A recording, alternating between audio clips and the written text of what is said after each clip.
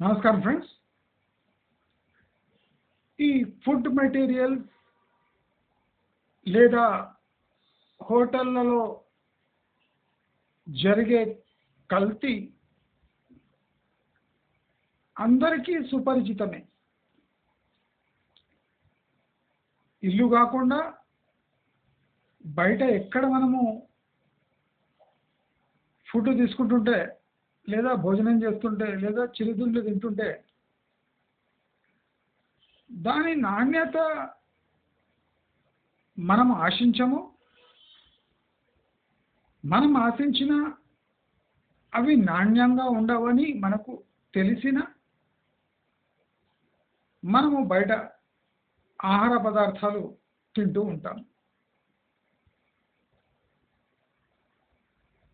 మనం ఒక 30 ఏళ్ల క్రితం ఈ ట్రెండ్ అంత ఉండేది కాదు. హోటల్లో తినాలి అంటే నామోషిగా ఫీల్ అయ్యేవారు.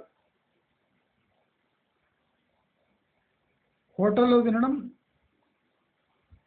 ఒక ప్రైడ్గా ఫీల్ అయ్యేవారు. అంటే ఎప్పుడో ఒకసారి వంట చేసేది విసుగు లేదా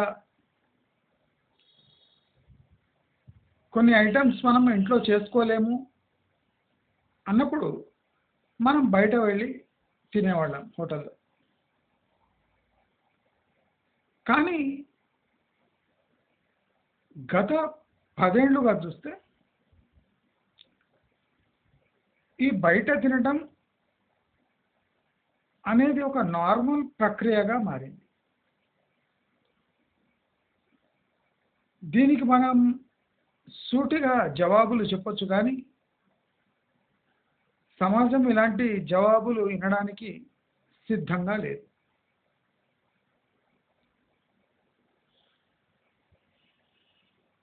ఈ ఆహారపు కల్తీ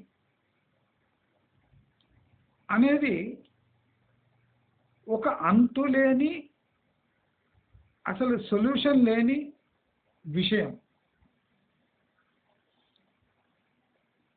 మనం ఒక విషయం స్పష్టంగా తెలుసుకోవాల్సిన అవసరం ఉంది. అదేంటంటే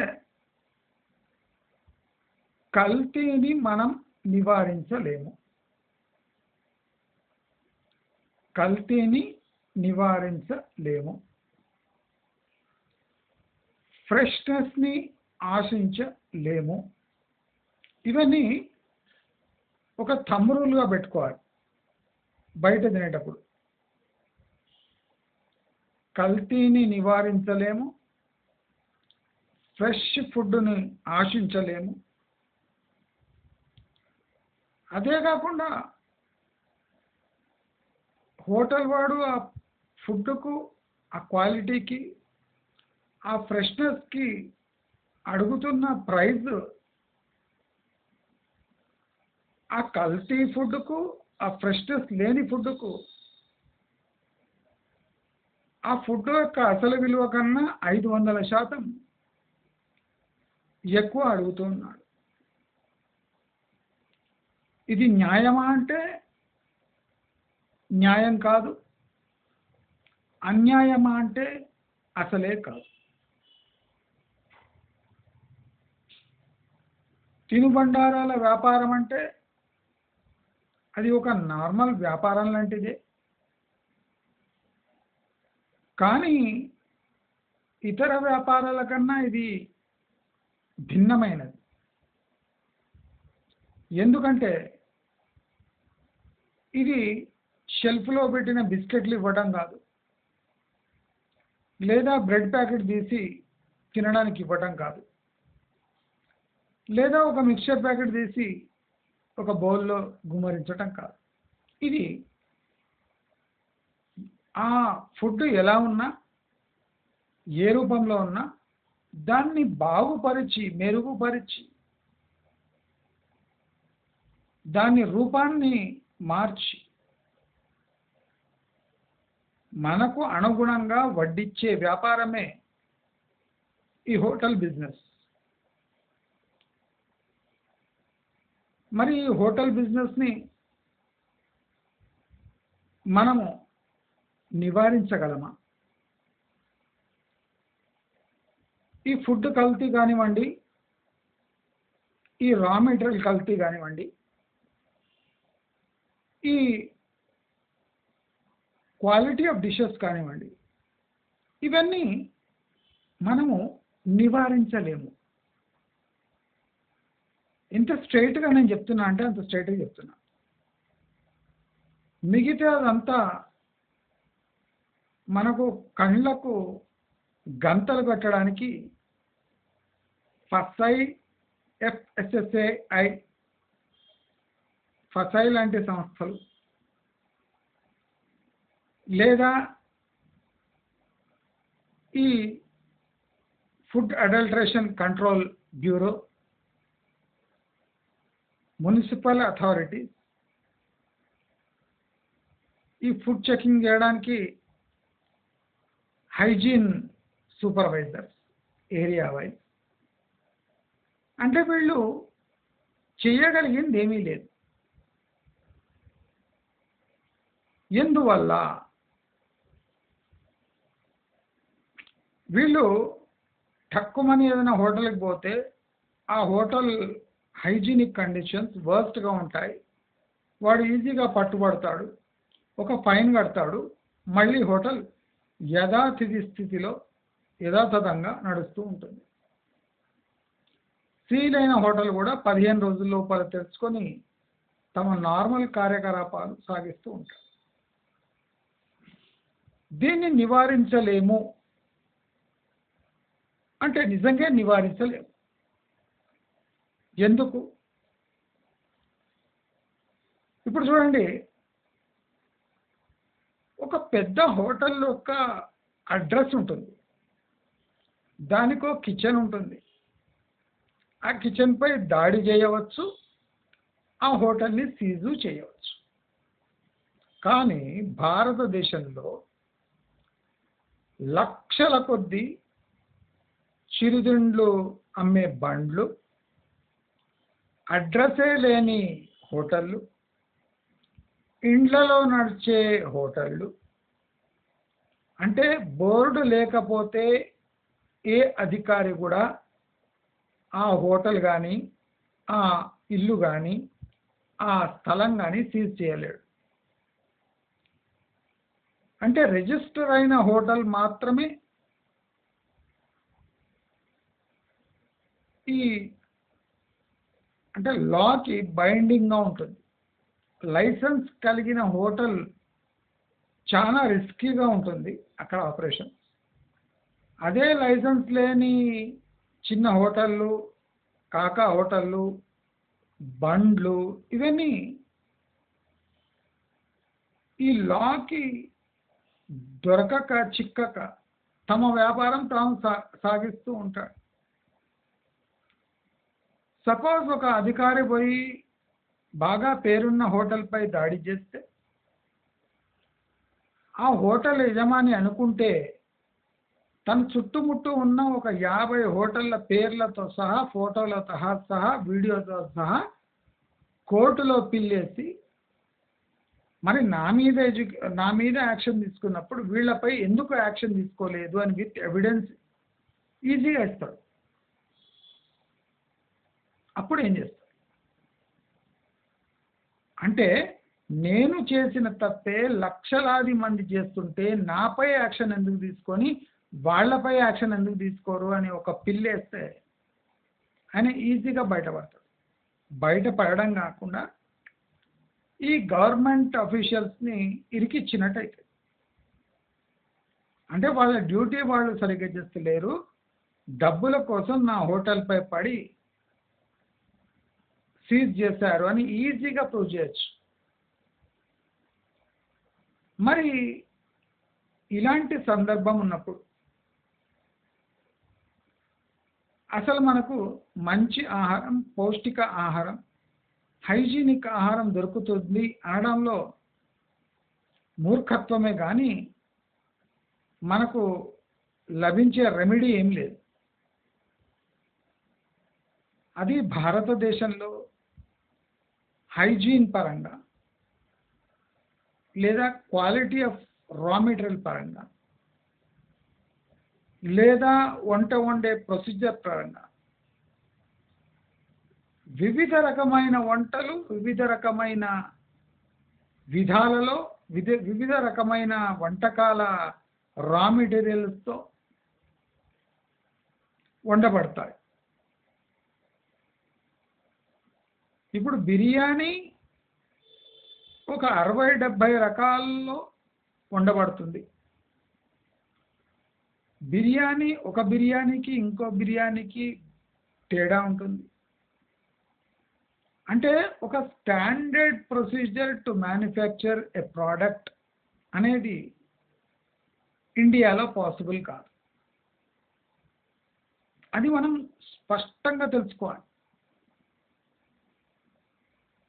అది కాకుండా ఒక మనిషి అనుకుంటే ఒక ప్రభుత్వాన్ని స్తంభింపజేయవచ్చు.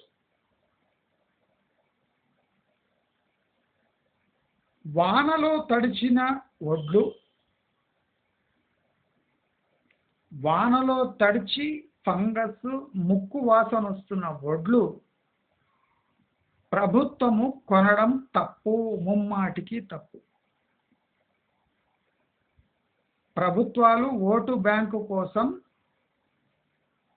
జనాలతో ప్రాణాలతో చెలగాటమాడుతున్నాయని ఈజీగా కోర్టు ముందర ప్రూవ్ చేయొచ్చు. కానీ ఎవరు పిల్లి వేస్తలేరు.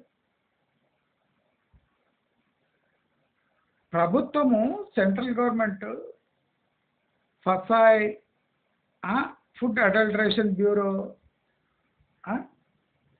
ఈ హైజీన్ ఇన్స్పెక్టర్స్ మున్సిపాలిటీలలో ప్లస్ ఫుడ్ సేఫ్టీ పాలసీ ఇవన్నీ పేపర్కే పరిమితం. ఒక ప్రభుత్వము ఒక రైతు దగ్గర ముక్కిన వడ్లు తీసుకొని ఏం చేస్తుంది అని ఒక ప్రశ్న వేసిండు అనుకోండి ఎవడైనా తిక్కరేగి. ప్రభుత్వము రైతుల దగ్గర ముక్కిన వానకు దడిచిన వాసన వస్తున్న వడ్లు ఎందుకు తీసుకుంటుంది, తీసుకొని ఏం చేస్తుంది అని ఒక ప్రశ్న అడిగితే ప్రభుత్వం దగ్గర జవాబు ఉండదు. అది మద్దతు ధరతో ప్రభుత్వం ఉంటుంది. అంటే మంచి ధాన్యానికి ముక్కిన ధాన్యానికి ఒకటే రేట్ అన్నమాట.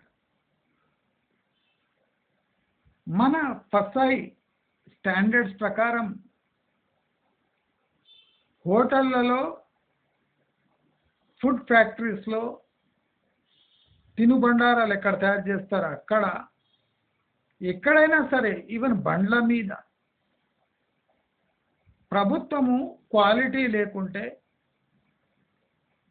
మన ప్రజలకు ప్రాణాలకు హాని అనిపిస్తే ఏ బిజినెస్ అయినా ఎప్పుడైనా ఆపేయవచ్చు, సీజ్ చేయవచ్చు, లీగల్ యాక్షన్ తీసుకోవచ్చు. కానీ ప్రభుత్వమే పనిగట్టుకొని ఒక క్రైమ్ చేస్తుంటే ఆ క్రైమ్ గిని ఎవరన్నా ఎత్తి చూపితే ప్రభుత్వానికి నిలువ నీడ ఉండదు. ప్రభుత్వము వానకు తడిచిన ముక్కిన బియ్యము తీసుకొని ఏం చేస్తుంది అంటే దాన్ని పాలిష్ చేసి పీడిఎస్ ద్వారా, రేషన్ షాప్ల ద్వారా ప్రజలకు సప్లై చేస్తుంది. ప్రభుత్వమే ముక్కిన బియ్యము, ఫంగస్ పట్టిన బియ్యాన్ని ఆడిచ్చి 2 సార్లు పాలిష్ చేసి పీడిఎస్ స్కీమ్ కింద ప్రజలకు అందిస్తుంది అంటే అది క్రైమ్. మరి ప్రభుత్వమే ఇలాంటి పనులు చేసినప్పుడు ప్రభుత్వము ఏ ముఖం పెట్టుకొని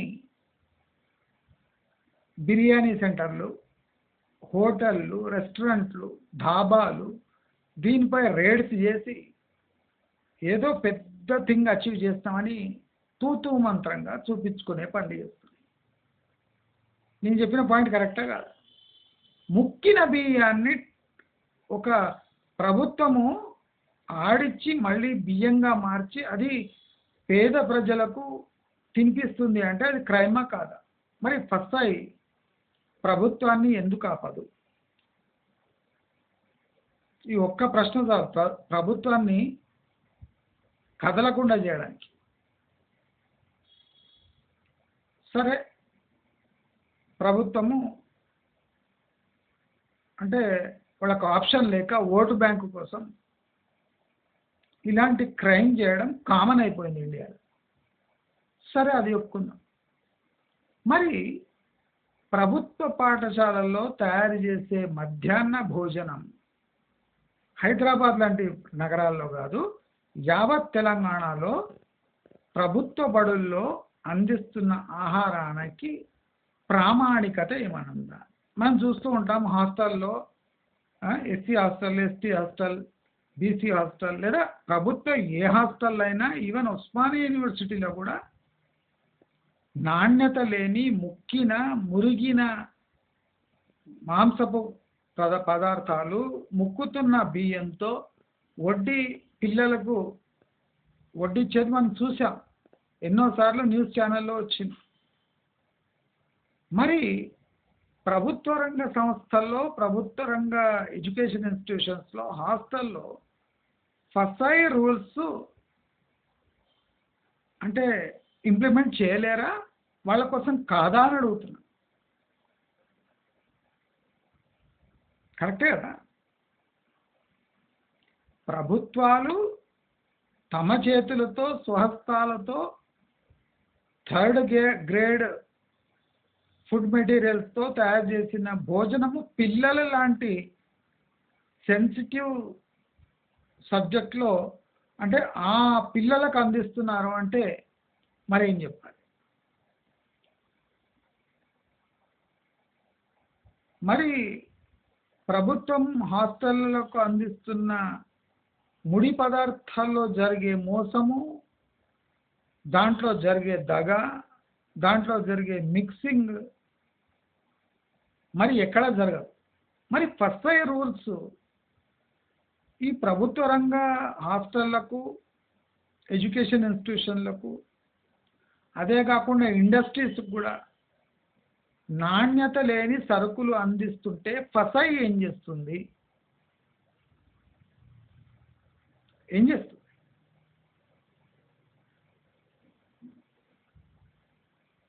వందలాది హోటళ్లకు పోటీగా వందలాది హాస్టళ్లలో ప్రభుత్వం సప్లై చేసే తిండి తిని ఎంతోమంది పిల్లలు డయేరియాకు, వామిటింగ్స్కి గురయ్యారు. అంటే ఇది మన హిస్టరీలో ఉంది. మరి ఈ హిస్టరీ ఇంత క్లియర్గా ఉంటే మన ఉత్తరప్రదేశ్లో ఒక మంత్రి రొట్టెలతో పప్పు తిందాము అంటే పప్పు వెతికాడట. ఆ నీళ్ల చారులో పప్పు వెతకవలసి వచ్చింది.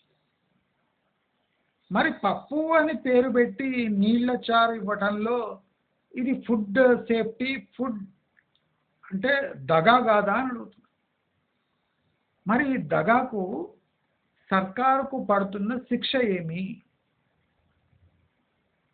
సర్కారు ఎలాంటి శిక్ష అనుభవిస్తుంది? ఏమనుభవించదు.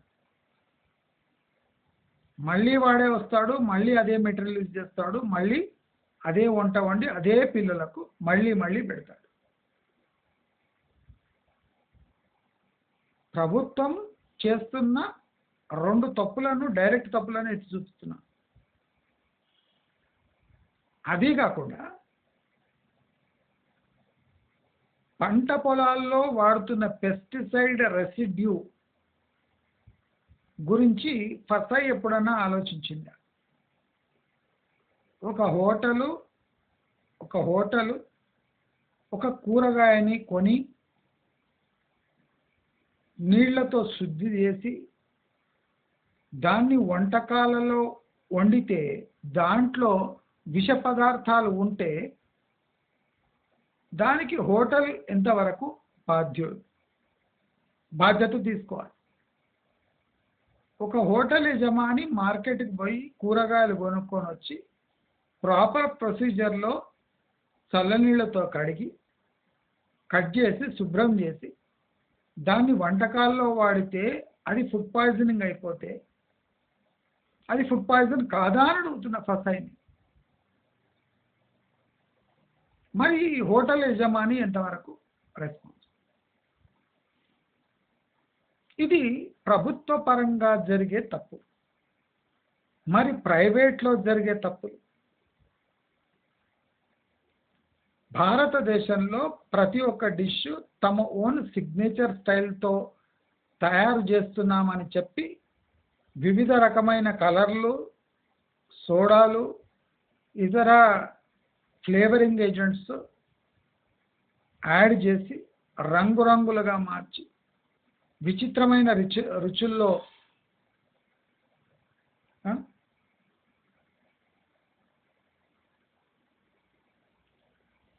ప్రజలకు అందిస్తుంటే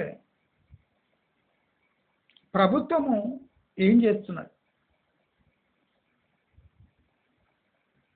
ఒక డిష్కు ఒక 20-30% డిఫరెన్స్ ఉంటే పర్వాలేదు. ఒక బిర్యానీ అని చెప్పి ఆ బిర్యానీకి బిర్యానీ రుచి లేకుంటే ఆ బిర్యానీ ఫుల్ అమౌంట్ కట్టే దౌర్భాగ్యము ఒక సామాన్య ప్రజలకు ఎందుకు కలగాలి? బిర్యానీకి ఒక స్పష్టమైన రుచి గవర్నమెంట్ నిర్ధారిస్తుంది. ఇప్పుడు చూడండి, రోజుకు లక్షల బిర్యానీ ఆర్డర్, దాంట్లో సంతృప్తి చెందని చాలా మంది ఉంటారు. అది బిర్యానీ లాగానే ఉండదు, ఫ్రైడ్ రైస్ లాగా ఉంటుంది. మరి ఆ బిర్యానీ పేరుతో ఫ్రైడ్ రైస్ అమ్మటం ఎంతవరకు న్యాయం? దానిపై ప్రభుత్వం చర్య తీసుకోగలదా? ఎందుకంటే ఇది ఫుడ్ అడల్టరేషన్ కింద వస్తుంది. నీవు ఒక వస్తువు ఓ విధంగా తయారు చేస్తానని దానికి ఒక ధర నిర్ధారించి దానికి ఒక పేరు పెట్టినాక ఆ పేరుకు తగ్గట్టు ఆ డిష్ తయారు చేయకపోతే అది చీటింగ్ కేసు అవుతుంది, 420 కేసు అవుతుంది. మరి ఎన్ని కేసులు ప్రభుత్వం రోజువారీగా నమోదు చేస్తుంది? ఇలాంటి ప్రశ్నలు ఎవరైనా వేస్తారా? ఏర్ కదా.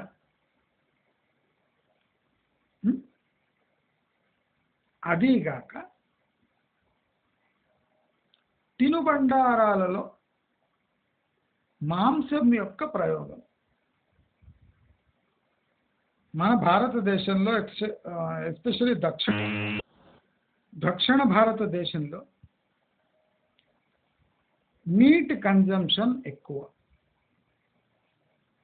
అంటే జనాభా సాంద్రత మనం చూస్తే దాంట్లో నాన్ వెజ్ కన్జంప్షన్ ఎక్కువ. ఈ నాన్ వెజ్లో ప్రాబ్లం ఏమొస్తుందంటే నాన్ వెజ్ వండి ఫ్రీజర్లో పెట్టిన లేదా వండకుండా ఫ్రీజర్లో పెట్టిన దాని క్వాలిటీ తినేవాడికి అవగాహనలోకి రాదు. అంటే మీట్ అండ్ పౌల్ట్రీ కానివ్వండి, పోర్క్ కానివ్వండి, బీఫ్ కానివ్వండి, ఏదైనా దాని ప్రిజర్వేషన్ మెథడ్ పై ఒక రెగ్యులేషన్ లేకపోతే, దాని ప్రిజర్వేషన్ మెథడ్లో స్ట్రిక్ట్నెస్ లేకపోతే వేలాది మంది, లక్షలాది మంది రోజు ఈ కల్తీ నాన్ వెజ్కి ఉంటూనే ఉంటారు. మనం ఒకటి సత్యం తెలుసుకోవాలి. ప్రభుత్వము ఇప్పటికి కాదు ఎప్పటికీ ఈ ఫుడ్ కల్తీని నివారించలేదు. Even ready to eat packed items like biscuits, like bread plus other ready to eat items, అంటే స్నాక్స్ కానివ్వండి, ఏదైనా ప్రభుత్వము ఒక ప్రణాళికాబద్ధమైన ఇన్స్పెక్షన్ ముమ్మాటికి భారతదేశంలో చెయ్యలేదు. ఇది సత్యం. బ్యాచ్ వైజ్ ఇన్స్పెక్షన్ చేయగలదా ప్రభుత్వం? చేయలేదు. బ్యాచ్ వైజ్ నాణ్యతా ప్రమాణాలు పాటించగలరా? లేదు. ఇప్పుడు నేను ఎగ్జాంపుల్ చెప్తా. పతాంజలి వాడు ప్రతి 2 నెలలకు బిస్కెట్ చేంజ్ చేస్తాడు, కంటెంట్స్ చేంజ్ చేస్తాడు. దానికి ఫసాయి ముద్ర పర్మనెంట్గా ఉంటుంది. అంటే ఒక బిస్కెట్లో జీరా వాడతాడు, అంటే సేమ్ బ్రాండ్. నెక్స్ట్ టైం దాంట్లో వామ వాడతాడు, జీలకర్ర తక్కువ వేస్తాడు. ఒకసారి బ్లాక్ పెప్పర్ వాడతాడు, ఉప్పు తక్కువ వేస్తాడు. అంటే ఉప్పు శాతము, దాంట్లో మసాలా శాతము ఎక్కువ తక్కువ అవుతుంటుంది. ఎమల్సిఫైయర్ కూడా వాడతాడు. అంటే బిస్కెట్ ఒకటే బ్రాండ్లో ఒకటే ఫ్లేవర్లలో ప్రతి 2 నెలలకు ఒకసారి చేంజ్ చేసిన అదే ఫసాయి ముద్ర ఉంటుంది. అదెట్లా? ఇప్పుడు బిస్కెట్కి ఒక నాణ్యత ఉంటుంది, ఒక రుచి ఉంటుంది, దానికి తగ్గ ప్రైస్ ఉంటుంది కదా. ప్రైస్ అలాగే ఉంది, బ్రాండ్ అలాగే ఉంది, నాణ్యత చేంజ్ అవుతున్న ఫసాయి ముద్ర అదే ఉంటుంది. అదెట్టా? అయిపోయింది. ఇప్పుడు మనము బేసిక్ రా మెటీరియల్ గురించి మాట్లాడుకుందాం. అంటే ఆయిల్, ఆటా, రైస్, లేదా చిరుధాన్యాలు, దాంట్లో యూజ్ చేస్తున్న ఘీ, బటర్, అంటే ఫ్యాట్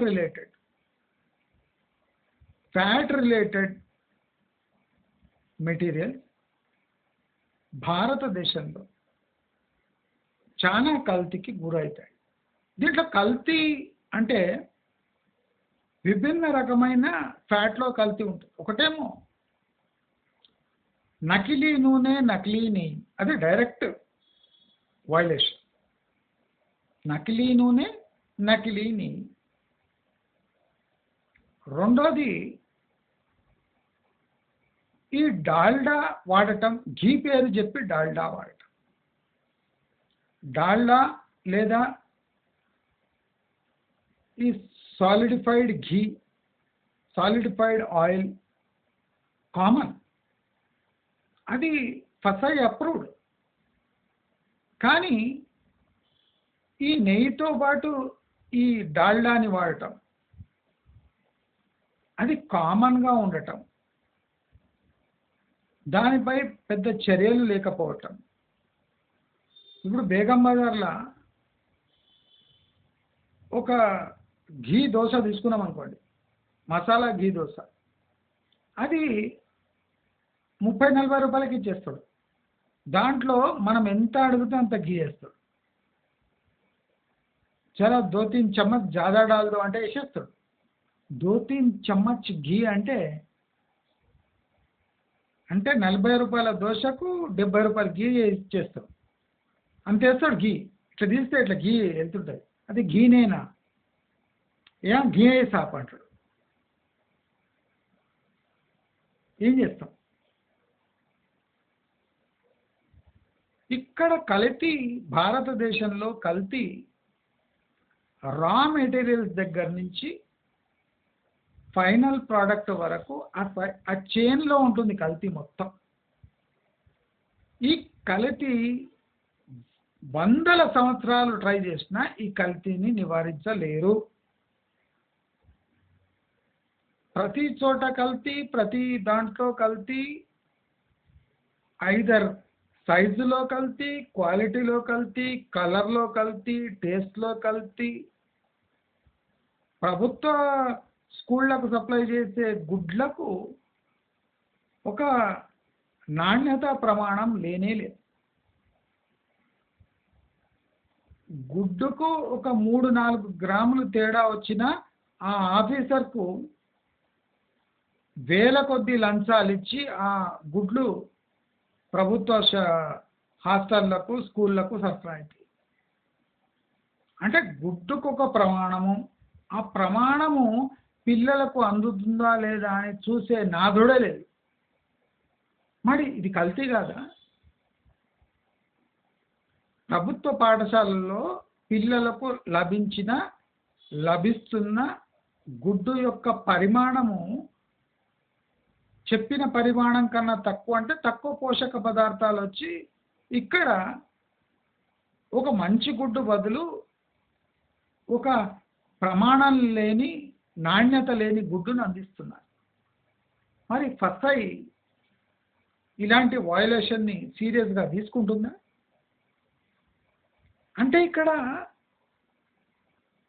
ప్రైవేట్ ప్లేయర్స్ని కంట్రోల్ చేయడానికి పోతే ప్రభుత్వమే రెడ్ హ్యాండెడ్గా పట్టుబడుతున్నాయి. ఫుడ్ ఇన్స్పెక్టర్ పోయి లంచం తీసుకోకుండా సర్టిఫికేట్ ఇష్యూ చేయడు. వాడు రెండోసారి పోయి లంచం తీసుకొని సర్టిఫికేట్ ఇస్తాడు. మరి మూడోసారి వాడు రేడ్ చేసినప్పుడు వాడిలో ఆ కసి పస ఉంటుందా? ఉండదు. ఎందుకంటే మన దగ్గర ఎవిడెన్స్ ఉంటుంది, వీడు డబ్బులు తీసుకొని సర్టిఫికేట్ ఇచ్చింది. సో వాడు తూతూ మంత్రంగా రేడ్ చేసి పక్కకొచ్చి సారీ చెప్పి ఆ లైసెన్స్ ఒక 10 రోజులు రద్దు చేస్తా, 11వ రోజు శరామామూలుగా నడిపించుకొని ముఖం మీద చెప్పేసి వెళ్ళిపోతాడు. అప్పుడు నష్టపోయేది అక్కడ తినే కస్టమర్స్ మాత్రమే. అర్థమైంది? ఇప్పుడు మొన్న జిహెచ్ఎంసి వాళ్ళు సడన్గా మేల్కొని బిర్యానీ పాయింట్లపై, రెస్టారెంట్లపై దాడి ఎందుకు చేశారు?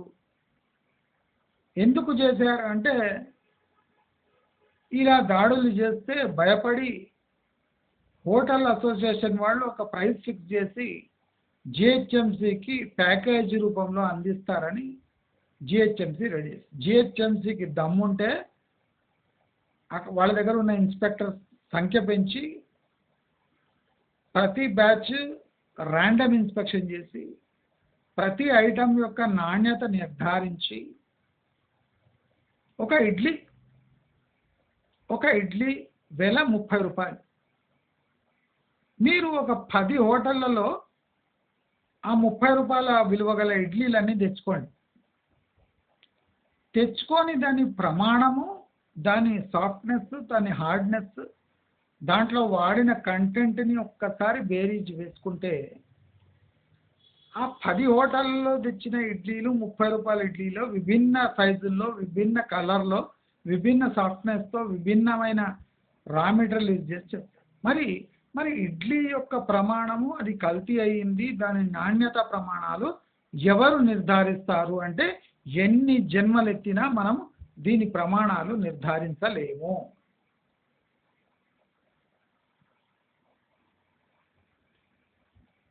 మరి దీనికి సొల్యూషన్ అంటే ప్రభుత్వ పరంగానే వందల సంఖ్యలో తప్పులు జరుగుతుంటే మరి హోటళ్లపై, చిరు వ్యాపారులపై, బండ్లపై, అడ్రస్ లేని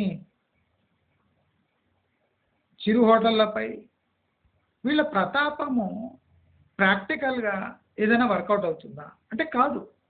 ముమ్మాటికి కాదు, ఎన్నిటికీ కాదు. మరి ప్రజలు ఇలాంటి ఫుడ్ తినవలసిందేనా? తినవలసిందే. నేను ఎంత ఖచ్చితంగా చెప్తున్నా, తినవలసిందే.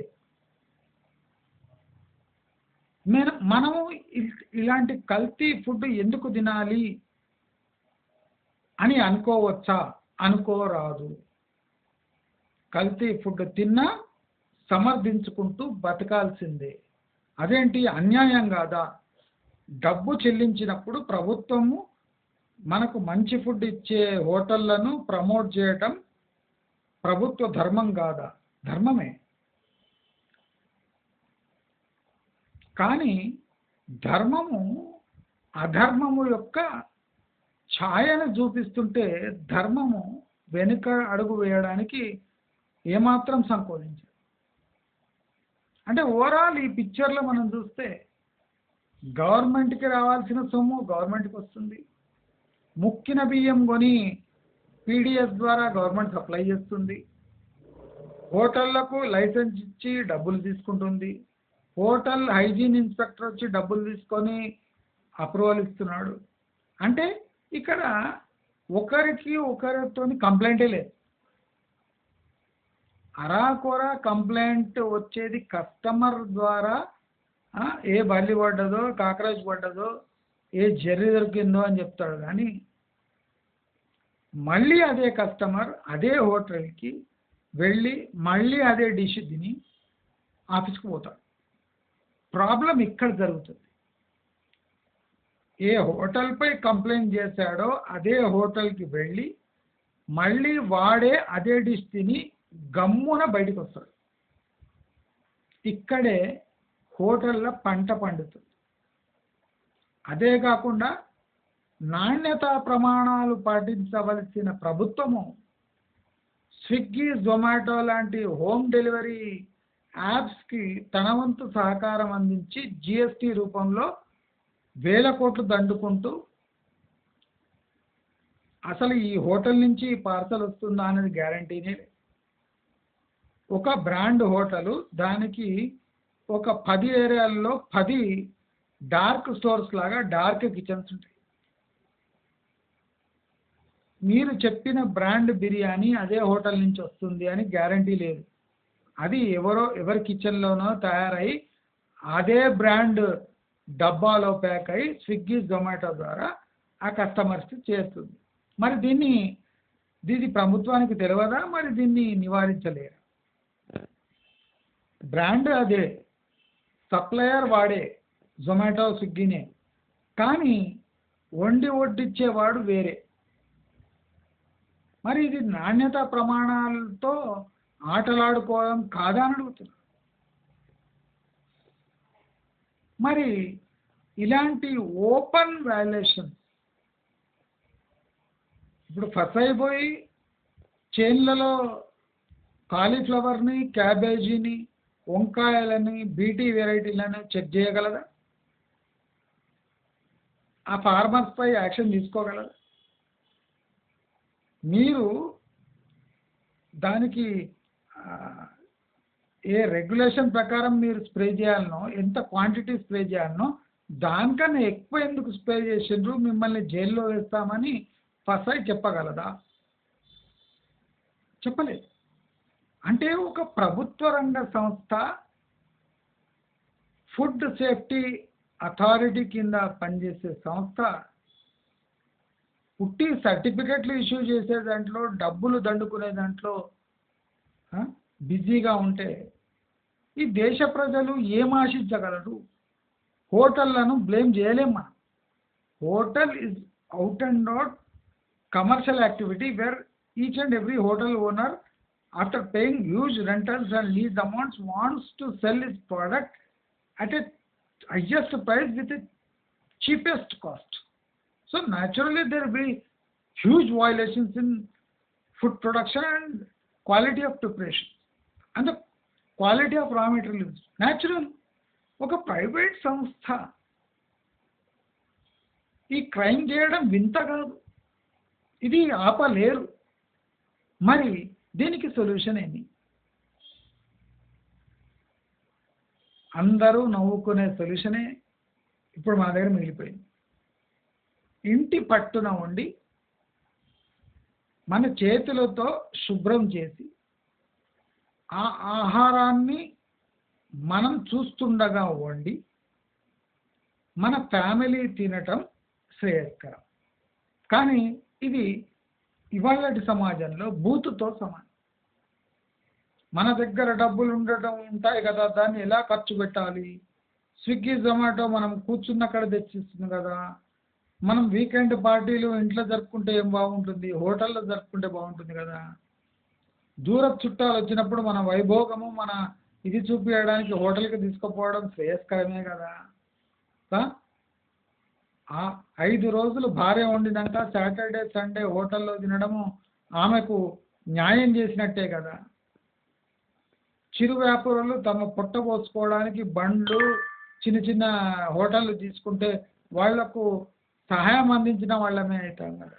అంటే ఆ తినేవాడు ఒక 100 సాకులు ఈ అనుకూలంగా చెప్పి ఆ ప్రభుత్వాన్నే సిగ్గుపడేలా చేయగలడు.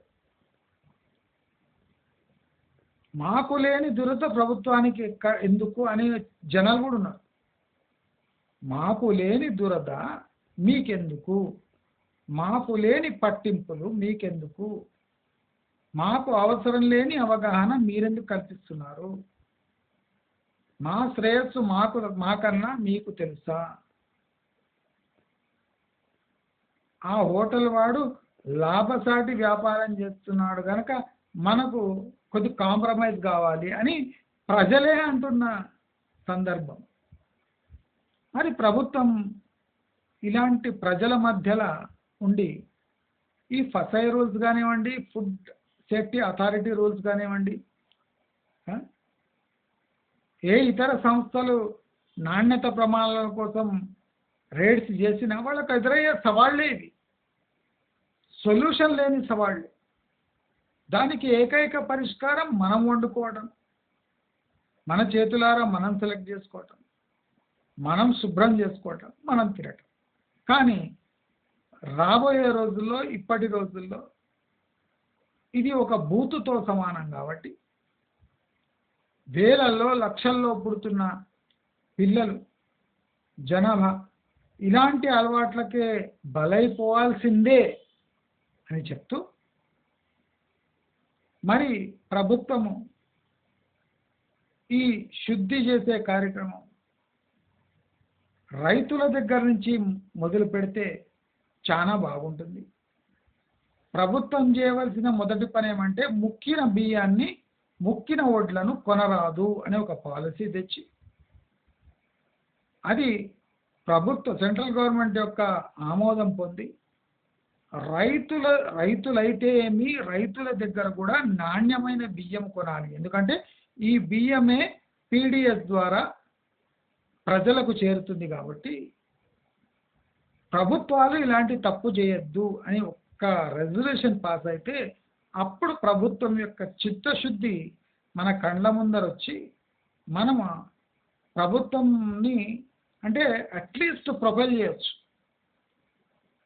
మీరు తప్పులు చేయడం మానేయండి, మేము మా తప్పులు గుర్తించి బయట తినడం మానేస్తాము అని ఒక సౌహృదయంతో ప్రభుత్వాలను కరెక్ట్ చేస్తూ మనం కరెక్ట్ చేసుకుంటూ ఈ తినుబండారులో జరిగే కల్తీ తెలుస్తున్నా అక్కడ తినకుండా మనకు తోచిన రీతిలో మనం చేసుకొని తినటం అలవాటు చేసుకోవాలి. ఇది ఒకటే సొల్యూషన్ తప్ప మిగతా ఏ సొల్యూషన్ కూడా భారతదేశంలో ఇంప్లిమెంట్ అయ్యేది అసాధ్యం అని చెప్తూ ఇవాళ రేపటి నారీమణులు తమ టైముని సేవ్ చేసుకోవాలని, తమ ఫ్యామిలీ యొక్క లైఫ్ టైంని తాకట్టు పెట్టి తమ ఫ్యామిలీ యొక్క లైఫ్తోని ఆడుకునే అంటే ఈ పంథాని మార్చుకోవాలి అని చేతులెత్తి జోడించి మిమ్మల్ని అడుగుతూ, మీకు ఈ వీడియో నచ్చినట్టయితే లైక్, షేర్, సబ్స్క్రైబ్ చేసుకోండి. నమస్కారం.